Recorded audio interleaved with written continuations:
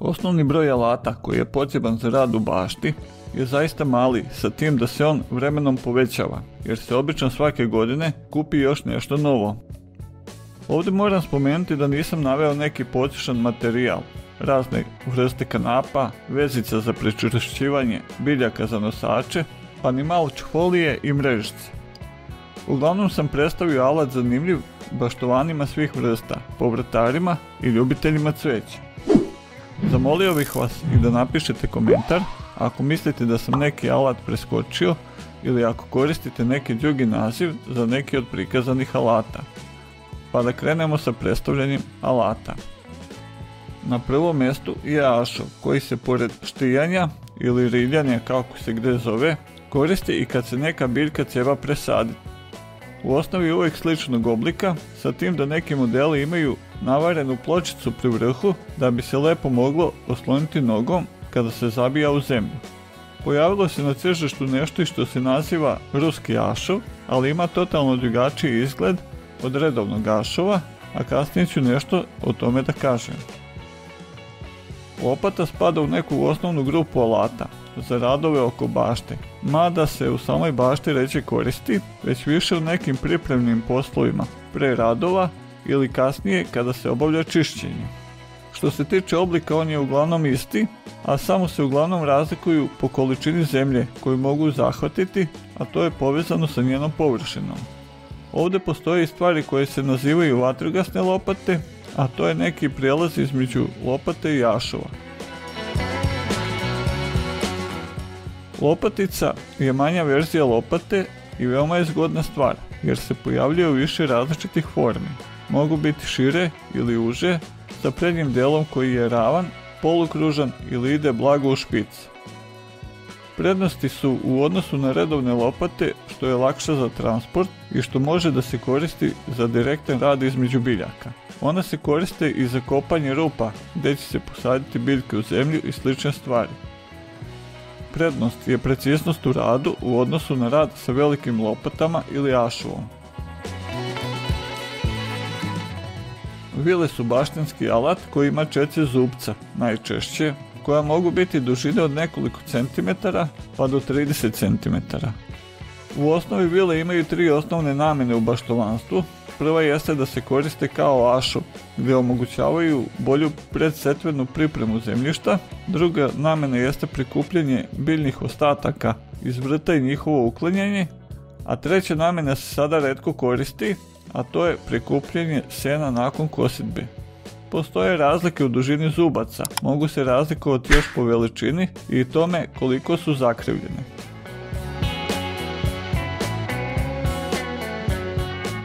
Motika je pored ašova osnovni baštinski alat koji se koristi za osnovnu obradu zemlje i za uklanjanje korovskih biljaka.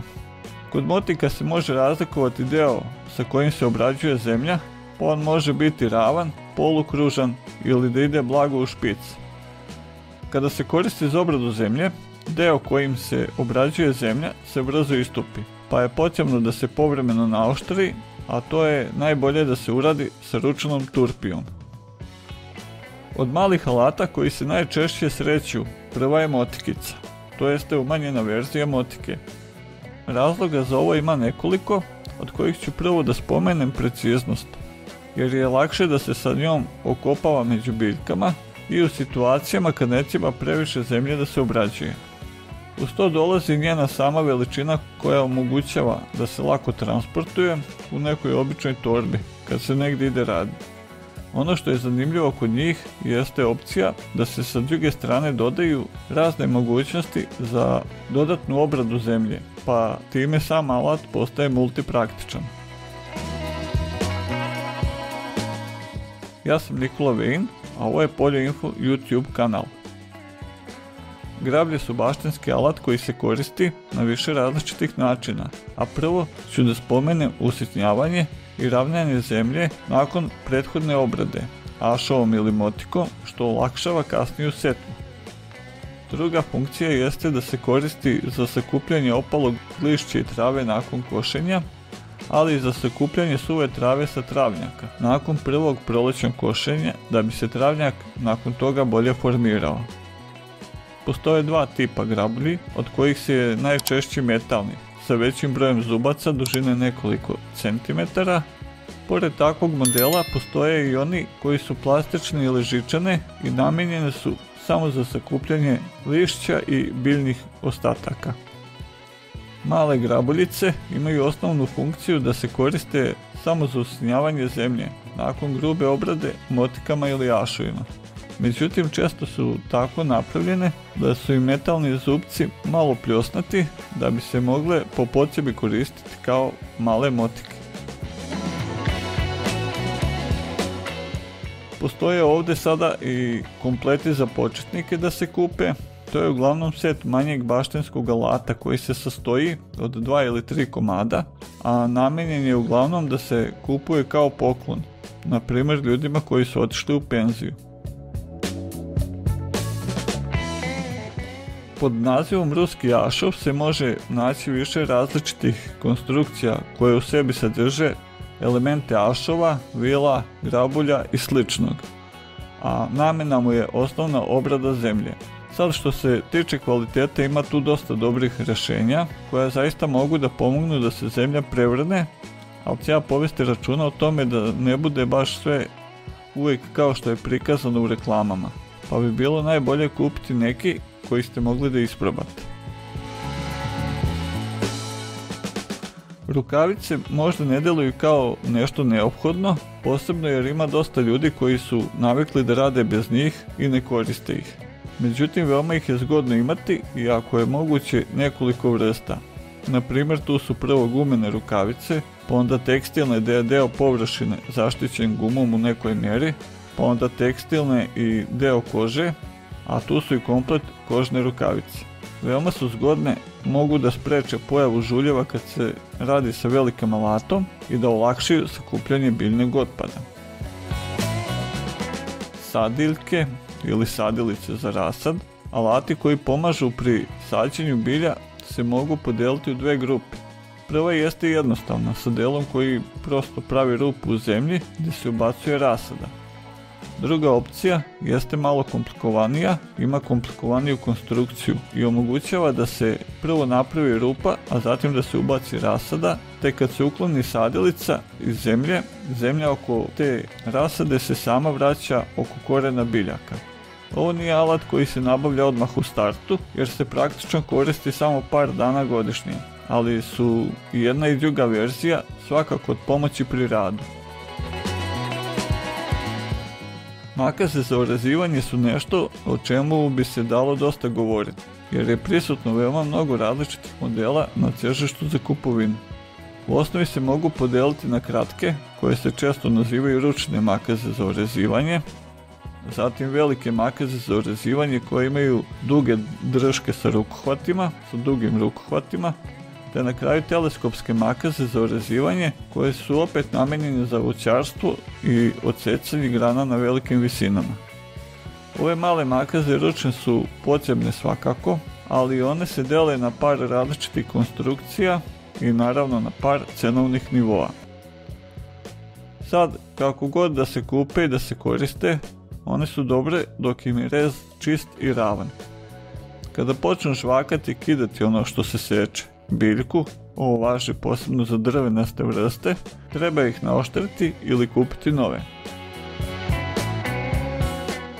Sav ovaj alat se može kupiti i na buvljacima, ali treba povesti računa, jer onaj koji se tamo prodaje kao nov često ima lošiji kvalitet, bez obzira što je lepo obojen i dobro upakovan. Sa druge strane, tu je i mogućnost kupovine starijeg alata, što se može pokazati kao veoma dobra investicija, ali bi i tu trebalo biti oprezan. Kada je u pitanju kanta za zalivanje, tu bi trebalo da je stvar jasna. Ona je veoma korisna. Dve su bitne stvari. Prva je veličina, jer imaju velike kante od 5 ili 6 litara, ali one mogu biti malo teže kad se napune vodom, a tu su i manje kante od 2 ili 3 litra. Druga bitnija stvar jeste da li posjeduje, da tako kažem, kapu ili ružu ili tuš, kako to već kako zove, a koja je dodatak koji se postavlja na deo gdje izlazi voda i koji širi mlaz vode na veću površinu. Ovdje je svakako dodatni plus ukoliko se to može skinuti sa kante za zalivanje, pa da se kanta koristi bez toga. Pumpe za prskanje su deo koji je veoma koristan ako se nešto malo više radi. U osnovi njena namjena jeste da se vrši prskanje štetnih bolesti ili suzbijanje štetnih insekata, ali može da se koristi za folijarnu prihranu biljaka preko lista. Ovdje ima jedna malo bitnija podjela, a to je prema veličini, tako da postoje one male, ali i one veće, tako da svako može odabrati opciju koja mu više odgovara. U osnovi ta opcija sa veličinom je bitna i na osnovu toga koliko vam preparata treba. Creva za zalivanje su bitna i komplikovana jer postoji veliki broj modela i teže je odabrati ono koje odgovara. Jednostavno na tržištu postoje i neki modeli koji bukvalno nakon 2 ili 3 godine počnu da pucaju i da puštaju vodu. One se mogu koristiti i za prikopčavanje najrazličitijih fiksnih prskalica koje dobro zalivaju biljke, a trebalo bi paziti da se uzme dužina koja je potrebna, da se ne vidi da je kratko tek nakon kupovine kad se donese kući. Neke alate ovdje nisam spomenuo, mada su korisni. Tu bi na primjer mogao da dođe budak ili mala sikera, jer se one baš retko koriste u baštovanstvu, ali kada zatjebaju su nezamenljivi. Tu bi bile još testerice za grane, noževi, kresači i kalemarski noževi. Ima tu još nekih alata, ali ne mogu svi stati u ovaj prilog. Metle su dobro došle svih formi i veličina, a najčešće se pored redovnih nabavljaju i male metlice, a popularne su i metle korovače, kao i one koje su napravljene od granja, koje se često nazivaju brezove metle, a koristi se uglavnom za čišćenje lišća. Kosa je jedan od alata koji je zapostavljen iz razloga zato što uglavnom sada svi koriste kosačice za košenje trave. Međutim, ovaj baštenski alat se može pokazati veoma koristan u nekim situacijama i dobro ga je imati. Ako je kosa malo zastupljen alat, onda je srp još manje zastupljen na terenu. Međutim, za njega iz iskustva mogu da kažem da je praktično obavezan. Zbog svoje veličine lako može da se prenosi, nije težak i nekad se na terenu može pokazati kao nezamenljiv. Ovim polako privodim ovaj video kraju i predlažem da pogledate još neki video na Poljoinfo YouTube kanalu.